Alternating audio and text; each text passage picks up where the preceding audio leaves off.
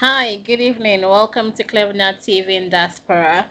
I am Lola Oladokum, and today we'll be discussing the role of social media in Zimbabwean politics with Zvikomborero Manjengwah, who is the CCC Diaspora Twitter Spaces host. But before we begin, we'll go on a quick break. We'll be right back.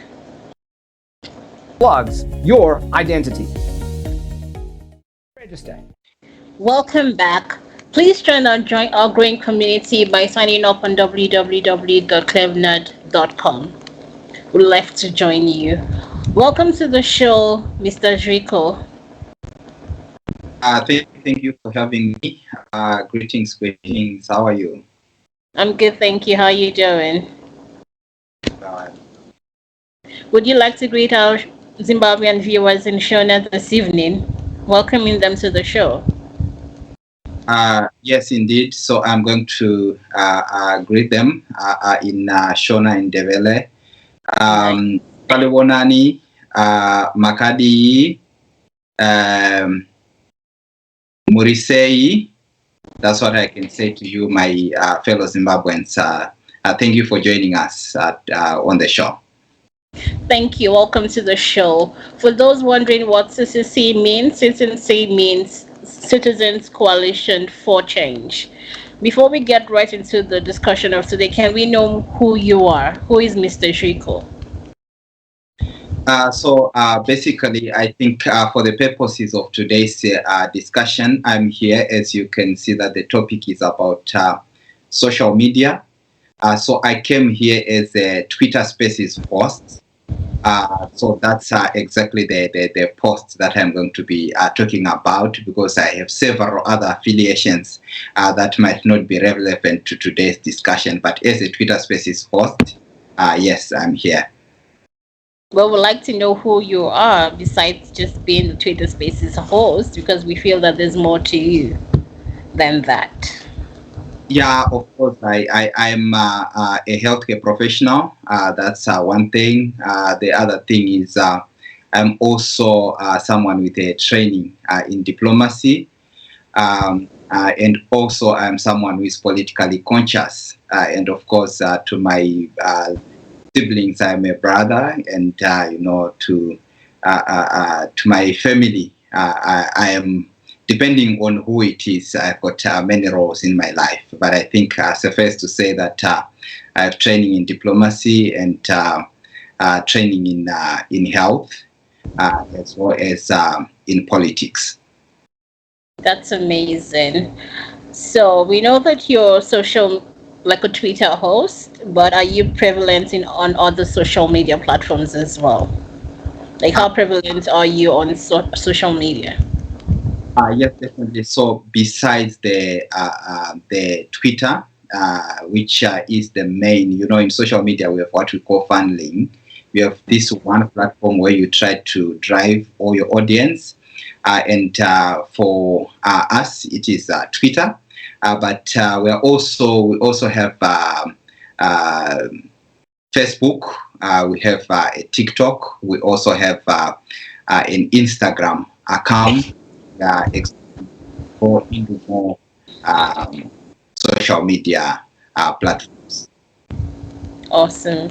So being a CCC diaspora admin, what have you learned so far? What I've learned so far is that the social media terrain is not even. It's something that it's not as easy as people think, where you just go and you make a tweet or you make a Facebook post. It's not like that. Actually, it is very complicated, because each and everything that you post has to be verified. Because most of the times, if you post anything, especially on an account that is official, everything is fact checked. And if you post any falsehood, it will be counted as disinformation, and you can actually bring the entire organization into disrepute. Therefore, one thing I've learned is that you should never spread anything that you have not verified. Everything has to be verified.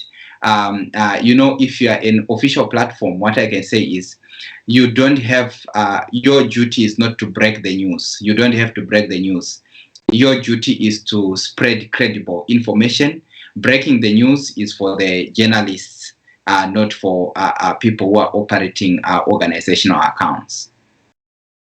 Right. So we do find that there are lots of misinformation and disinformation on social media of now. So how do you fact check your information before uploading it on the space? Because I know you did mention fact checking. Yes, definitely. So fact checking is very simple. So when you find, let's say, an image, you ask yourself, who the first thing is, who originated with this.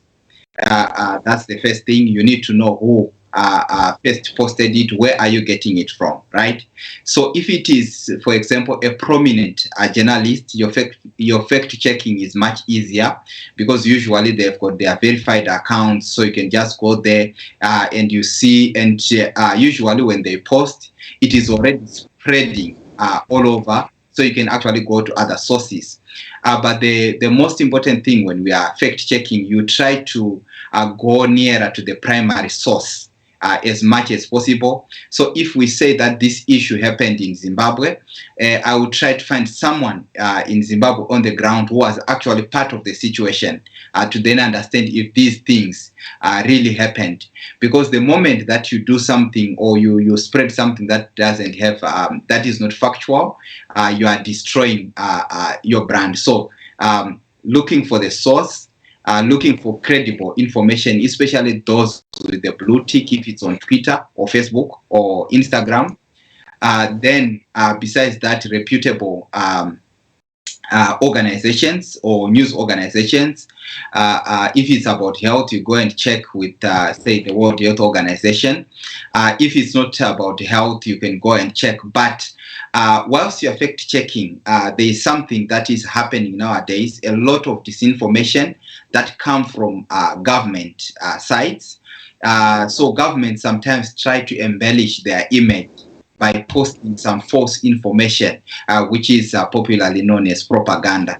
So if it's the government, you also have to go and fact check whether it is what the government is saying is actually true or not, because many governments now rely on fake news campaigns or on disinformation campaigns in order for them to stay in power.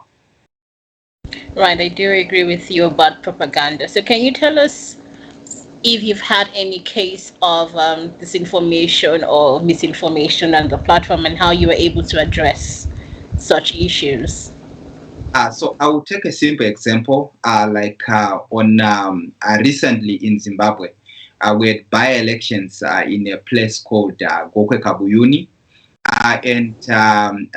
According to the Zimbabwe Electoral Commission, that is the body that publishes election results, we actually saw that there were certain results that the ruling party won the election. However, the party spokesperson for ZANU-PF, which is a ruling party in Zimbabwe, actually posted results before the Electoral Commission published their final results. In the result that he published, I think the ruling party is something like 10,880, something like that. Then the opposition had something else. You know, when the actual result came from the Electoral Commission, his result was different from the result that was published by the official commission, Electoral Commission. And he is someone with a verified account, and he posted some information that he had not verified. So this is a recent example that I met, and how I dealt with it was simple. I had to go and say, why are his results different from the results of the Electoral Commission? And the many people comment, it's not necessary. Well, you should just listen to the Electoral Commission, not to someone who with a verified account with the government spokesperson, something like that, which I didn't agree with, because if today he's going, of course, he won both elections, the ruling party won, but the fact that the figures were different and his account is verified, it has got a blue tick, it became very problematic for me, because people are going to trust his information when his information is false. So that's an example, a recent example of disinformation that I saw. It looks small, but it's real. Yeah, like a small misleading story can spiral to become something much bigger. Yeah. Yeah, but I did see a quote once that says when disinformation becomes published, it becomes misinformation. Do you agree with that quote or that sentence? I would not say that when disinformation is published, it becomes misinformation. Why? By simply looking at the facts, what is disinformation? Disinformation is a deliberate effort to spread fake news, for example. So meaning, it's let's say a government or an institution that would that have a certain goal to lie to the people or to make money from the lies. That's disinformation. Misinformation can actually happen without someone intentionally trying to lie to anyone. So I wouldn't say it becomes misinformation. I think the two, though they can be used interchangeably, I think the disinformation is much more dangerous because it is an intentional lie to the people. That's why we call it a disinformation campaign. Then what would you say about malinformation? Yes, malinformation sometimes is, I would associate it more with misinformation. Why? Because this is information that someone might not know. You know, there are certain people who are not experts, let's say in health, who then honestly believe that what they are saying is true, but when it's not true, they are sincere in their claim, but they are wrong. That's malinformation. But disinformation, it is when they do it deliberately. So I would associate it rather with malinformation than with with misinformation than with disinformation. Yeah, but I found that in certain definitions it says that malinformation can cause chaos when it's published. Yes. Yeah, so sometimes people can associate it with disinformation rather than misinformation. Yes, even misinformation itself can cause chaos. For example, a recent example of this phenomenon is when during the COVID times, there are many conspiracy theorists that came, and there are many people who spread misinformation. And that misinformation, for example, about vaccination, ended up causing people not to actually get vaccinated. And because of that, you can see that it became very dangerous because someone actually lost their life because they were not vaccinated, but someone spread it innocently. So the fact that you are spreading information innocently doesn't mean that it is not going to be dangerous. Misinformation itself can be dangerous, despite the fact that it is not deliberate. I do agree. All right, we're going to go on a quick break, but when we come back, we're going to talk about why there is a need for change in Zimbabwe with other topics. Don't go anywhere. Thank you. Let's sell on your behalf.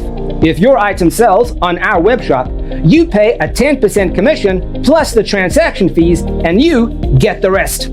Register now at www.shop.clevenard.com. Start uploading your product and services. We can really sell it on your behalf so you can carry on working on the things important to you. Are you looking to sell any type of product or service and you want to avoid the hassle involved? Selling can be an arduous and time-consuming process. At Clevenard Super Shop, we will be happy to take over the workload of promoting or selling your products or services. All you need to do is to register at www.shop.clevenard.com, enter your shop or vendor information, and then start uploading your product and services. We will do the selling. Now, be ready to get more sales and awareness. Start making more money from your business with Clevenard Super Shop by partnering with us today.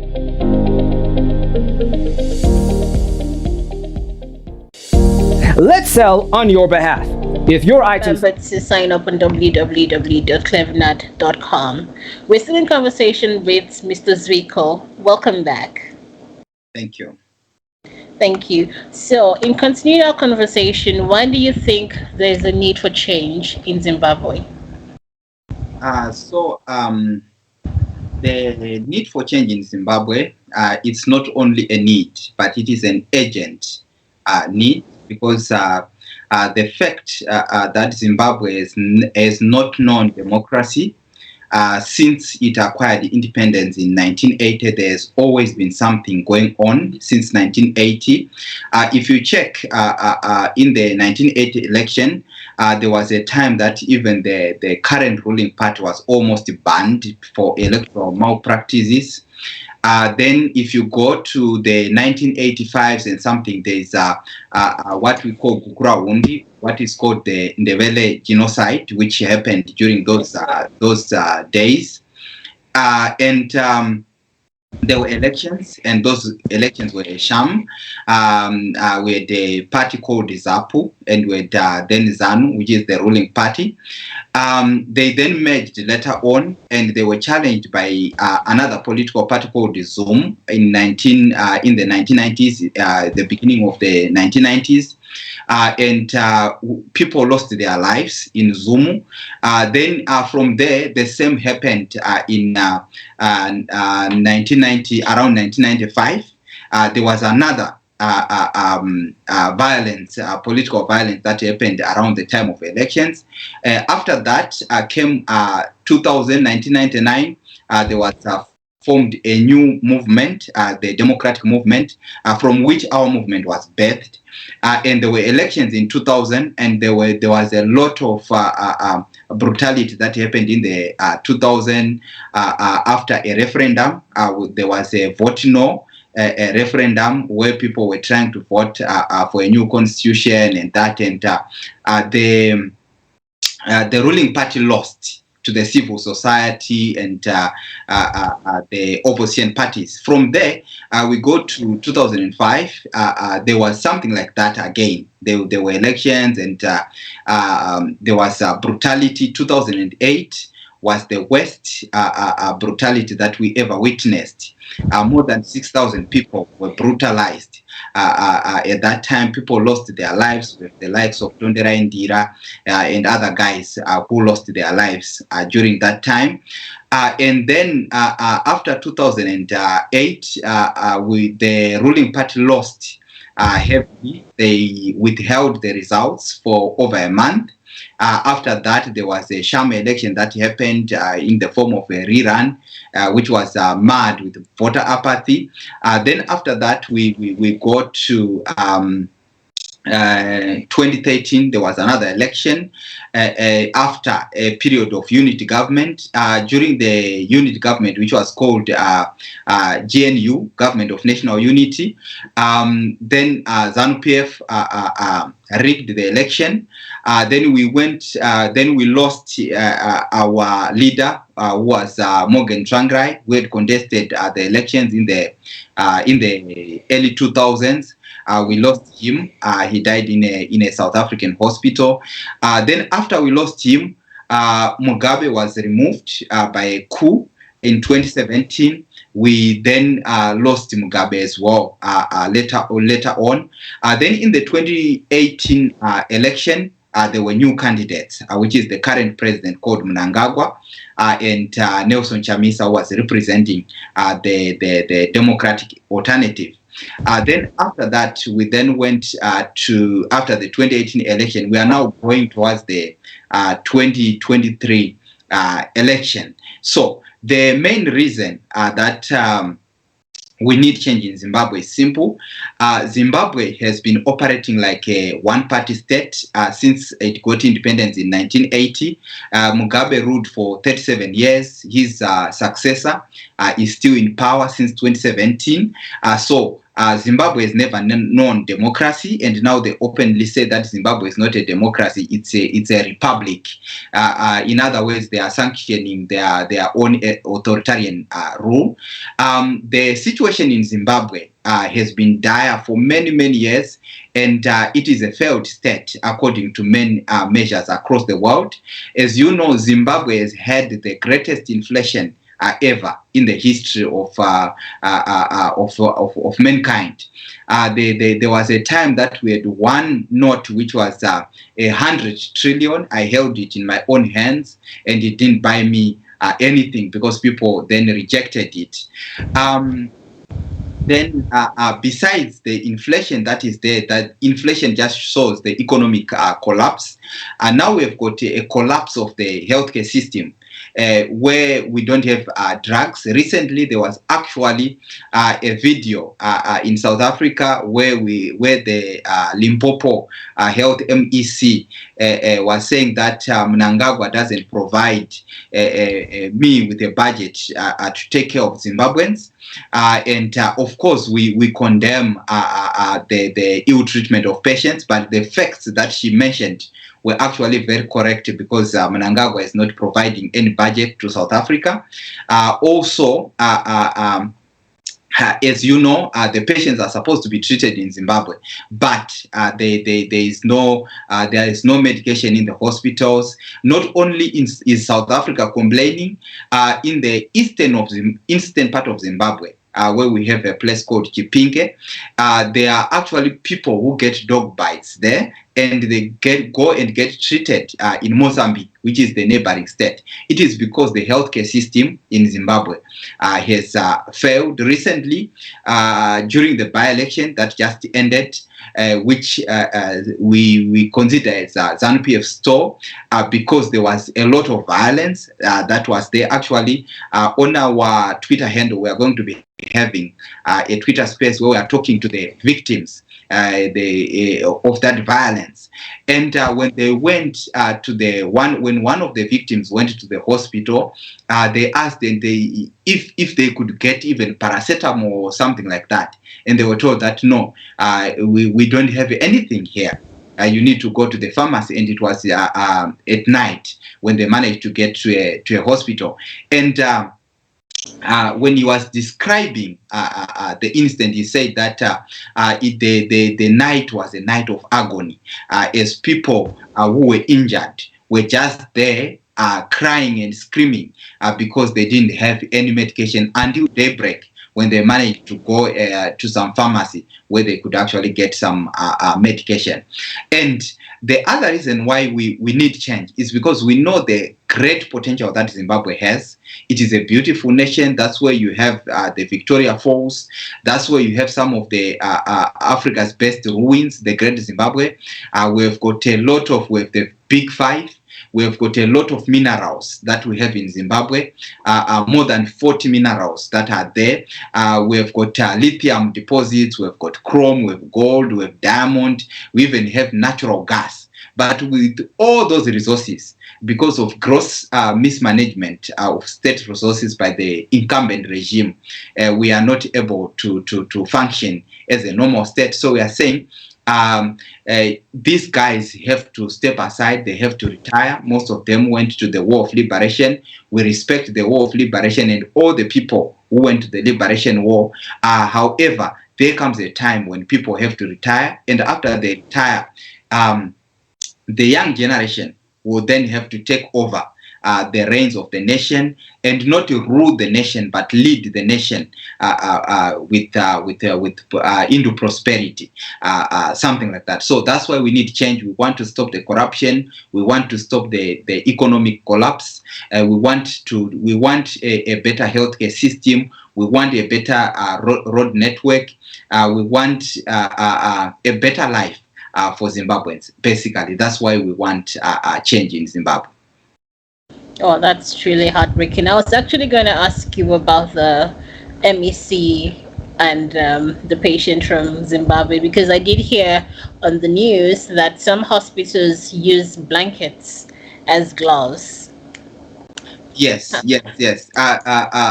So all those things, they might, though far-fetched, they might look, though it might look that people are just complaining, but that's the reality that actually is there on the ground. Because I'm not, when we are talking of healthcare, like I said, I'm also a healthcare professional. I'm talking from a position of privilege where I actually worked in the country's biggest hospital at some point in time. So I know the hospital system in Zimbabwe. I also had an opportunity to be an intern at South Africa, one of South Africa's biggest hospitals, Charlotte Maxeke Johannesburg General Hospital. I was there as an intern during the period when President Nelson Mandela was not feeling well. That was the time I was interning at the same hospital and he was admitted there. So I'm talking about both healthcare system from a point that I know what actually happens in these hospitals and and imagine this was long back. Now after many years, they have deteriorated much worse. When we were there were still gloves. You could still get gloves. But now, my colleagues tell me that those things are no longer like that. When COVID began and the first person died was Zoro Makamba, who was a journalist. That's when we started taking it serious. There were no ventilators. Then the whole world was struggling, but we didn't have even a single ventilator. Right now, we complain that, or people complain that there are no radiotherapy machines. Personally, when I went to South Africa, when I was doing my internship there, it was because in Zimbabwe we didn't have functioning nuclear medicine equipment. We use equipment called gamma cameras. In Zimbabwe by then, the dead machine was a single head gamma camera. In South Africa, when I went there, they had several dual head gamma cameras at one hospital. But I was coming from a country which didn't have one machine in the entire country. So sometimes it is heartbreaking. I was asked a question that I'll never forget by one of my colleagues at Charlotte Maxeke Johannesburg General Hospital. They were like, how do you treat patients like this in your country if you came here because there's no equipment? What about patients like this? I couldn't reply because if I was going to be honest, I was going to say they will just die. Something like that, they will lose their lives. So when I saw that video by the health MEC, of course I say patients should be treated very well. Yesterday when I was speaking to the South Africans on SABC News, I told them that let's put emotions aside and let's look at the facts. Is it a fact that Mnangagwa doesn't contribute to the budget of South Africa? It is correct. Is it correct that patients are supposed to be treated in Zimbabwe? It is correct, right? So if you look at the facts, she's correct. And then, of course, there are those who then come and try to sanitize the situation. If she's wrong, but saying the correct facts, we should look at it from all angles and not just look at whether she's right or wrong and be judges and forget about the other facts that she was making. Oh, that's pretty serious. I think we're going to go on a quick break. We'll be right back. Clevenard in Diaspora Television is an internet online TV service. What sets us apart is a unique combination of hit African content, first and exclusive international free movies, series, musics, news, events, documentaries, tourism, teleshopping shows, youth TV programs, and live interviews. Clevenard Diaspora Television is available throughout sub-Saharan Africa and to the diaspora markets worldwide. Take your entertainment with you wherever you go. Watch on your smartphone, tablet, laptop, smart TV, depending on your device. Watch free movies with Clevenard Movies Television. Stop searching for free movies websites and watch Clevenard Movies Television. Watch your favorite African shows anywhere at any time. Don't forget to check out our top 5 TV channels created to get you informed. TV1, Clevenard in Diaspora Television. TV2, Clevenard Youth Television. TV3, Clevenard Movies Television. TV4, Clevenard Teleshopping Television. TV5, Clevenard Tourism Television. To start watching, sign up at www.clevenard.com and follow the easy steps. Once you're done, log into the Clevenard website or app on your device, click on any one of our 5 TV channels, and hit play. We will be very satisfied and happy to welcome you to our team as one of our new business partners.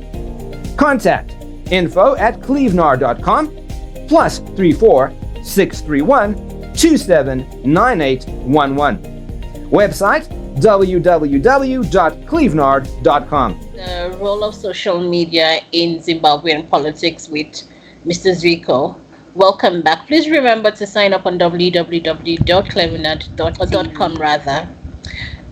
Mr. Zwiko, what would you say to the Zimbabwean government?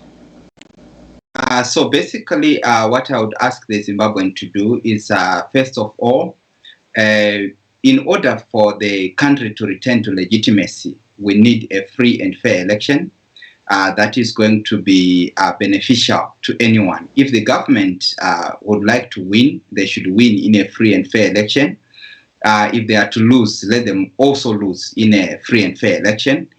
So there is a need for electoral reforms. Some of the electoral reforms that will require are things like media freedoms, where we don't have one party only being broadcast on the national television. Some of the audience across the world might not understand what I mean.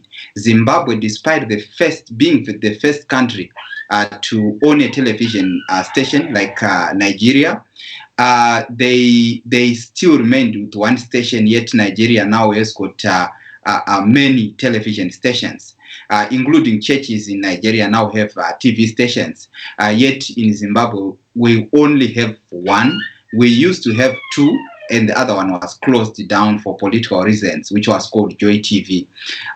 So there's only one channel of information that sends information to the poor, especially those in the rural areas and in places that don't have a strong Wi-Fi, strong internet, and these other things. So the underprivileged, they depend on the ZTV and on the radios, and this space is occupied by the government only. So we say media reforms are very, very important. That's the first thing. The second thing is, every election since the beginning of electoral history in Zimbabwe was marred with the violence.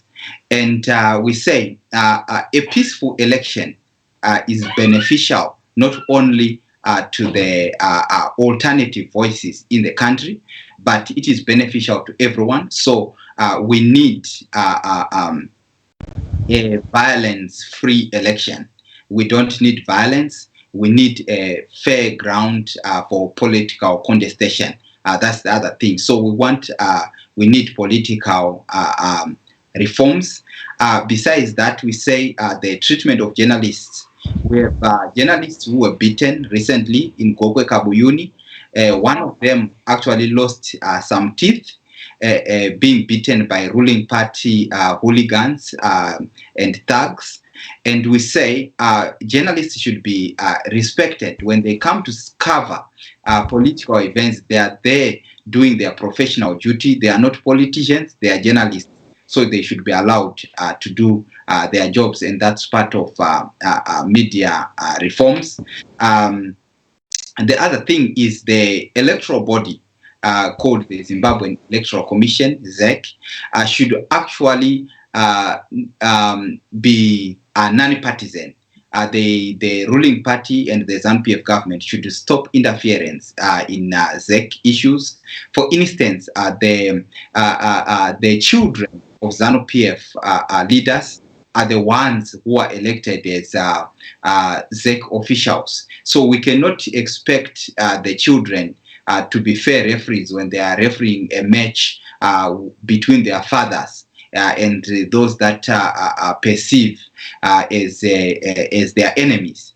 So we ask for that the commission be as non-partisan as possible. We ask for a credible voters roll, both the hard copy and the online copy, so that we can analyze the voters roll, see if there are problems with the voters roll, and we also want the voters roll to be audited by an independent auditor to see to it that there are no ghost voters in the voters roll. So the voters roll is very important. Then also, recently that same commission, the Zimbabwe Electoral Commission, set some exorbitant fees. For example, for one to be a presidential candidate, they increased that by more than 1,900%, from $1,000 to $20,000. Then they increased also the fees to participate as a member of parliament from $50 to $1,000.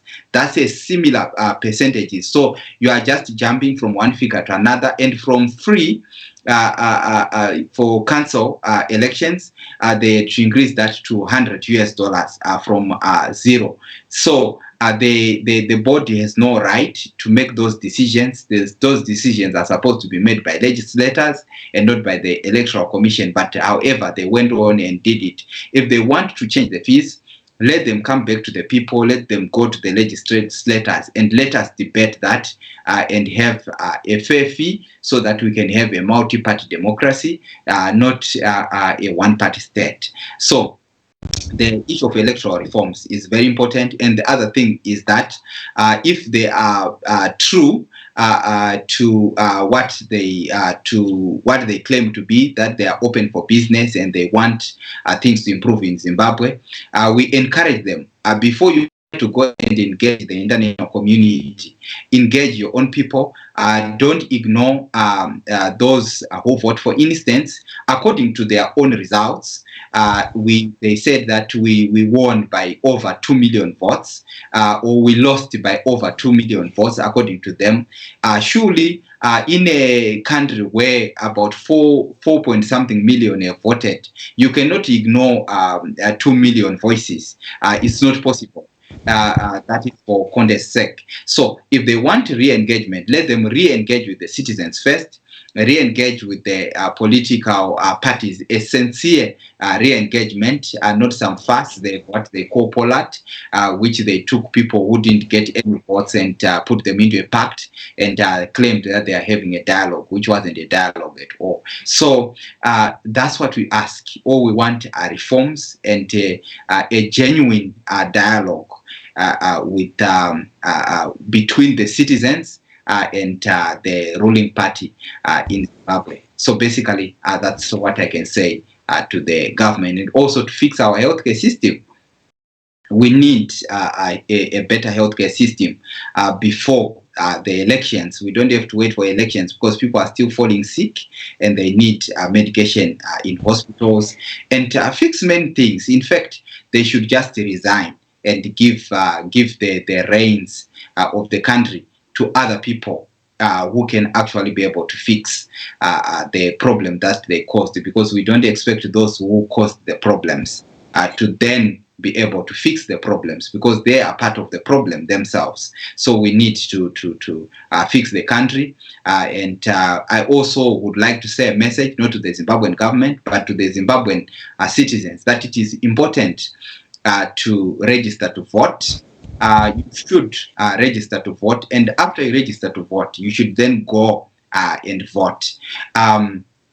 Some say or believe that votes don't work because sometimes elections are rigged.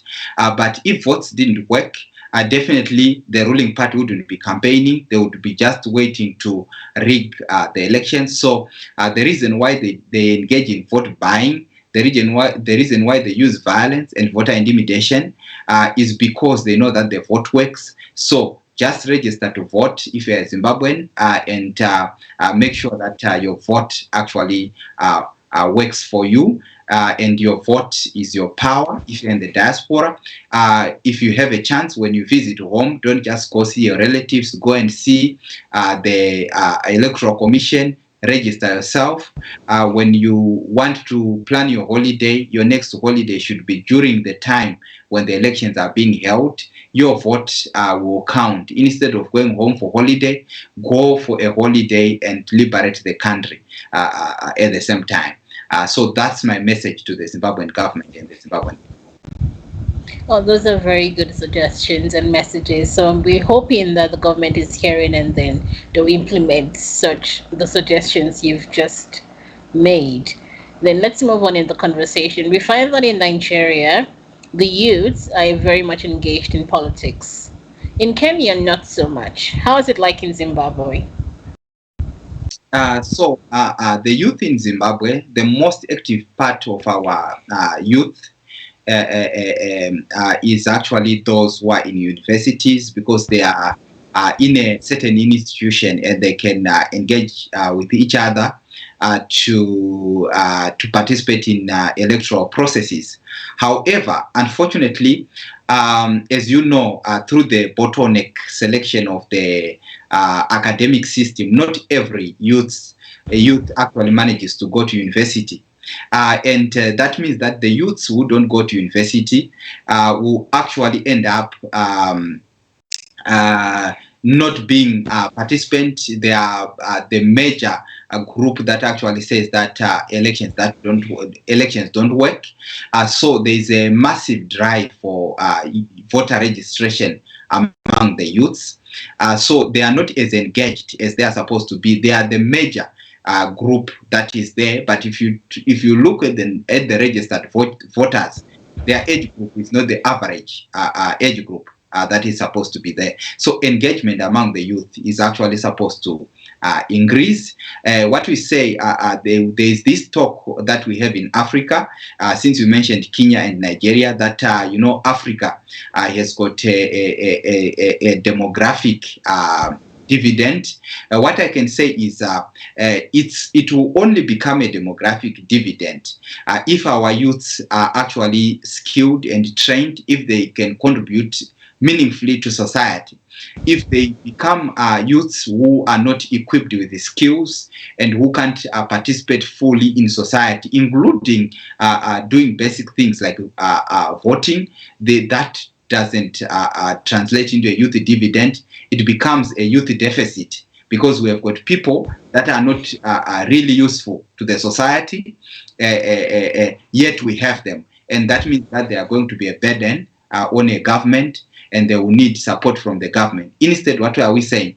Let's not be a youth deficit, let's be a youth dividend. 1, by registering to vote. 2, by voting en masse. And 3, by defending the vote. And after that, participating in the economy, so that either you create your own employment, you get a job, or you educate yourself, or do something that benefits your society. If you don't do that and you will rely on the government, all it will mean is when they get old sometime in the future and they won't be having pensions, they won't be able to take care of themselves, they will be having healthcare issues and everything. So we don't want them to become a big problem for themselves in the future. Maybe some of us will be gone. So we don't want them to be a problem for themselves. So this is the time when they have to fix the country, when they have to register to vote and start saving for their pensions, because if their parents don't have pensions and our generation is also not going to have pensions, and then them in their 18, 19s, they are also not going to have pensions. That means that in the future, the country is going to have a very big problem that will be difficult to solve. So let's solve the problem now. It's already too late, but it's still better than solving it tomorrow.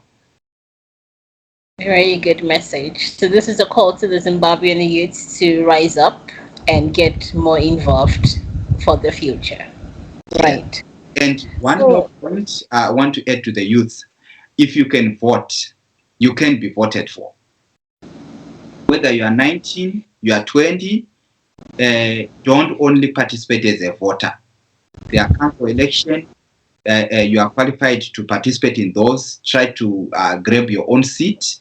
There are parliamentary elections. We can have a parliamentarian who is 19 or even 18 or 21 is allowed by the law. The more young people get involved in the decision-making positions, the better we will be as a country. That's the other message that I just wanted to give to the youth, that they should not only vote, but also be voted for.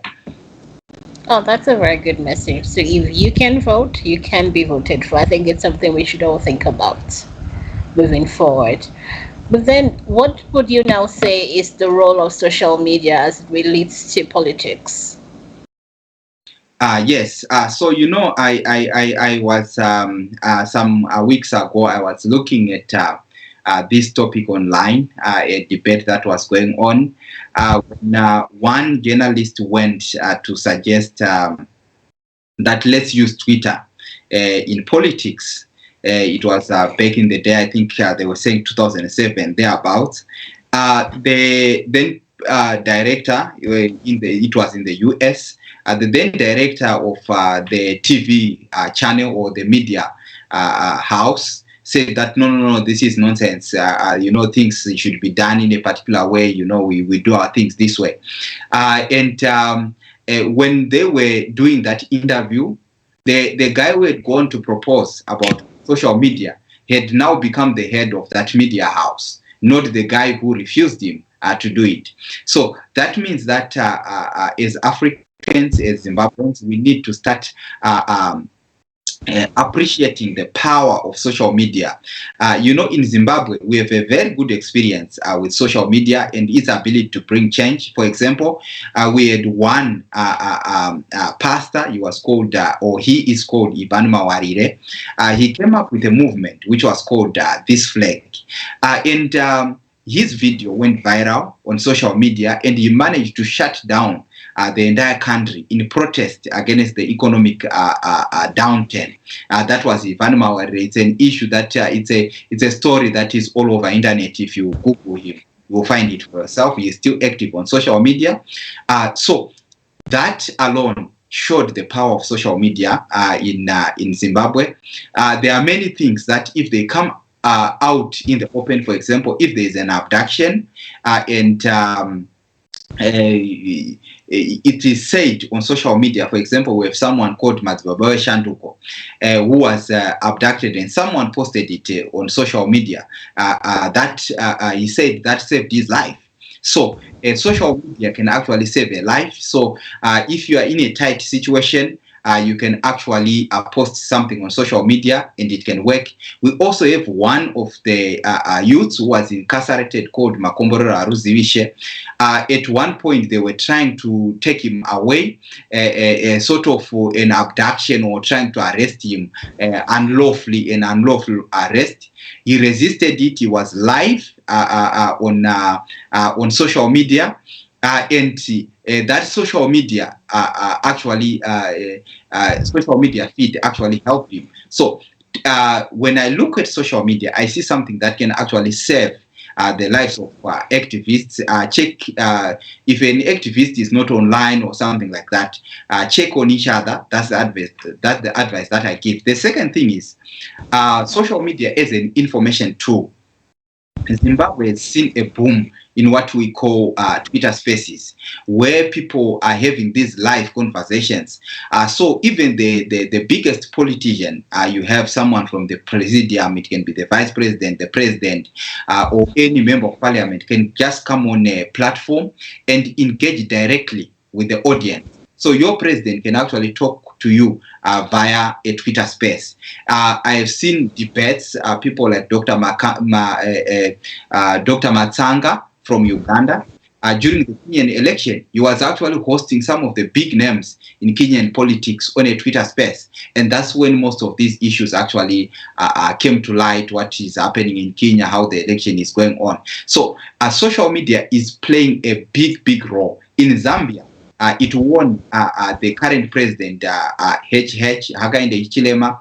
He won the election because of social media. He was actually called a social media president by his then opponents who were in the PF party. So as you can see, social media is a very, very powerful tool in politics, and it has to be used effectively. And I will hasten to say, this is the reason why most African governments, or most governments, repressive governments, let me not say African because there are some very wonderful African governments like the one in Zambia.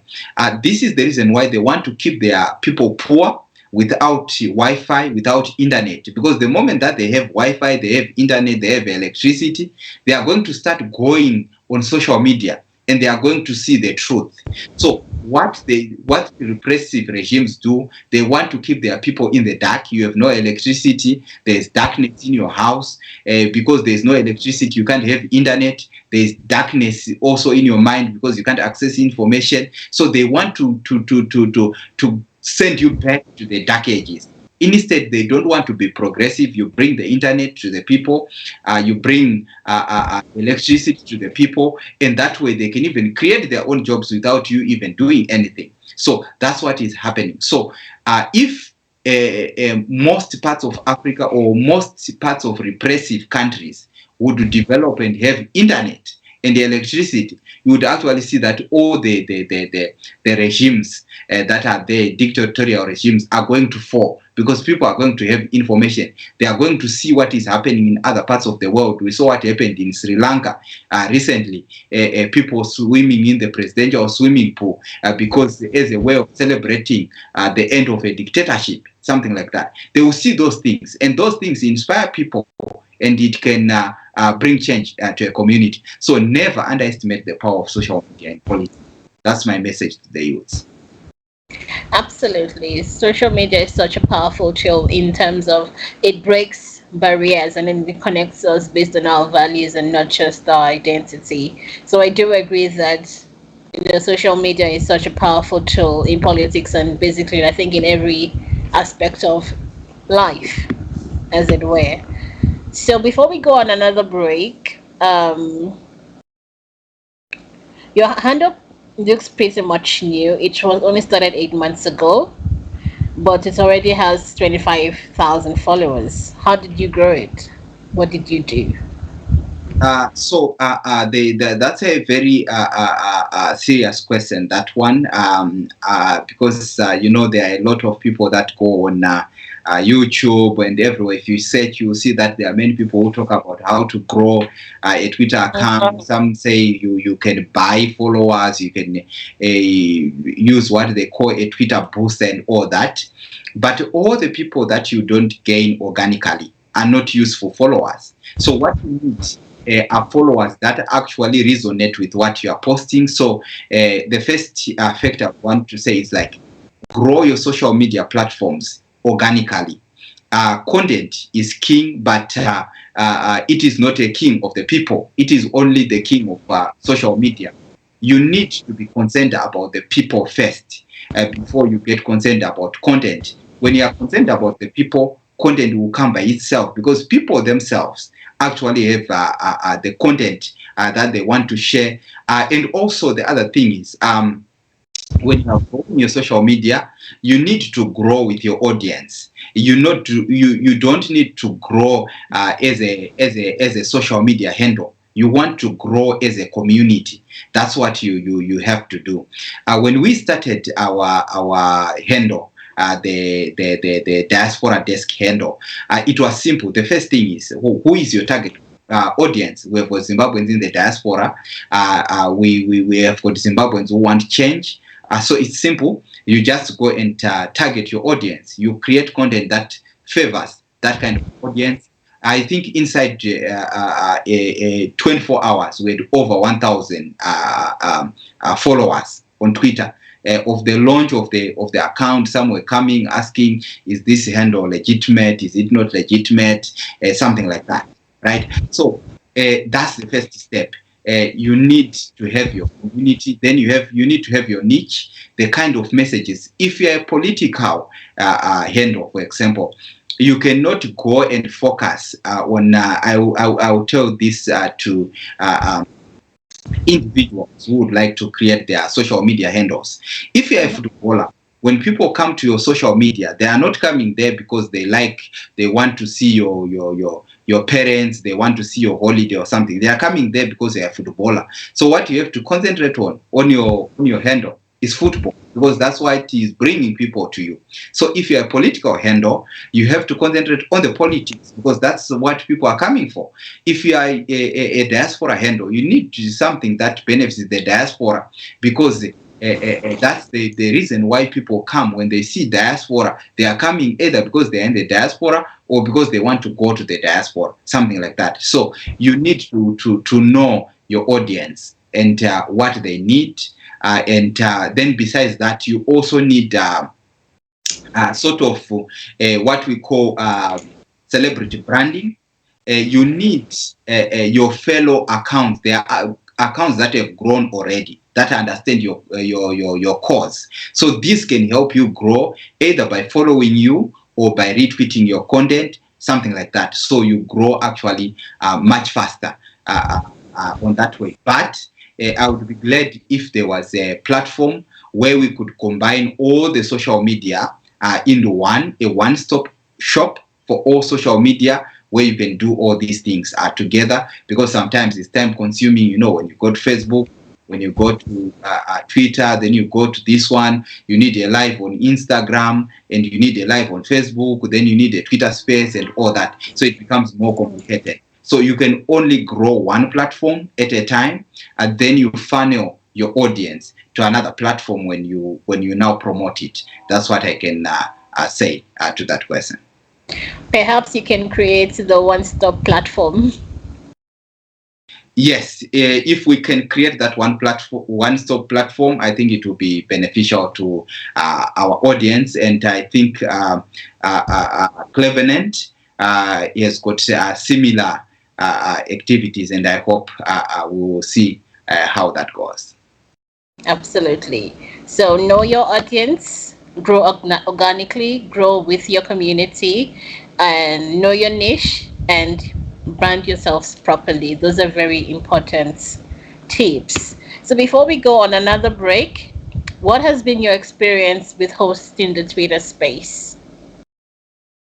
So hosting the Twitter space, I was fortunate enough that when Twitter Spaces began, I had been on what we call a Clubhouse. It was the first audio streaming platform where you could go live. So when it began, it was only for the iOS users. So I was like, if I have been iOS and someone has invited me, let me just go and join. Right. So when I joined, I saw the power of being able to talk to people in real time. You could meet people from all over the world, and they would come at the same time. And it didn't take time before Twitter then started the same service. And because I had already experienced it on Clubhouse, I was like, this can actually be good for the movement. So I was still operating a different account, not the one that I have right now. So it started on a different Twitter account where I started hosting the Twitter Spaces. I think it was in the first 2 to 3 weeks of the launch of the facility on Twitter. So I can say I was one of the earliest people to adopt the technology. And my experience has been, it is a platform that empowers the listeners, because anyone can take up the mic and actually come and share a very brilliant point with the rest of the audience. It is also something that is very difficult to deal with. Why? Because you don't know your audience. Sometimes someone who has got a different view can come and say something, someone can come and start swearing on you without even saying any point related to the topic. So it's something that you don't have to take personally or emotionally. You need to go there and share the information that you want to share with the audience.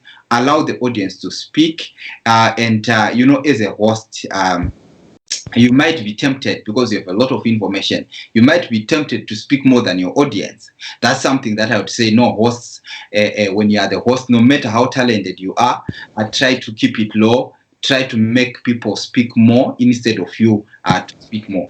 That's the encouragement that I can actually give to those hosting Twitter Spaces. So it's complicated. It's not as easy as it looks, but it's actually doable, and it empowers the people. You can quickly get solutions. You can quickly analyze situations as they happen. So there are some times that, let's say, for example, if I'm having a program, if we wanted this program on a Twitter space, I would actually just put my phone on, and it would go whilst the interview is happening.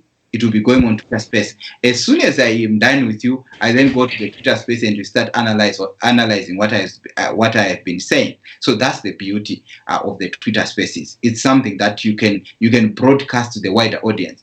What other people actually do is when they hear something that they don't like or what they like, they create their own Twitter space on top of the Twitter space, and they start taking your audio from your Twitter space and publishing on their own handles. And that way they get free content from you. So it's a powerful tool that can actually empower a lot of people.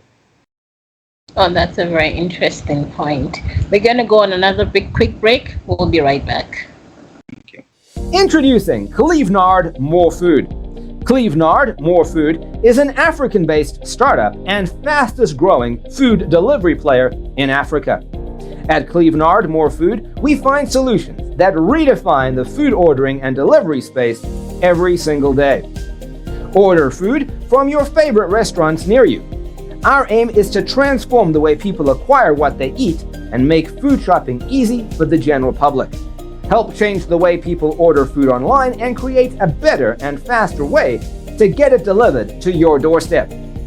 We invite every restaurant to sign up your restaurants to Clevenard More Food to enable you reach out to a larger customer base and increase your brand visibility. Download the best food delivery app now. Order from your favorite restaurants and track on the go. Download in 3 steps. App 1, Clevenard More Food, is for customers who want to order food for delivery from our app. App 2 is for Clevenard store owner. This is for restaurants who want to register their menu onto the Clevenard More Food. App 3 for Clevenard delivery staff. This app is for our delivery partners. You know what? We are always looking for pickup and delivery partners who take exceptional pride in being a hunger savior. We find solutions that redefine the food ordering and delivery space every single day. Sign up now, buy, and we deliver to your doorstep promptly. Clevenard More Food. More sales, less stress. Contact telephone +34 631 279811. info@clevenard.com or clevenard2011@gmail.com. www.clevenard.net or www.clevenard.com.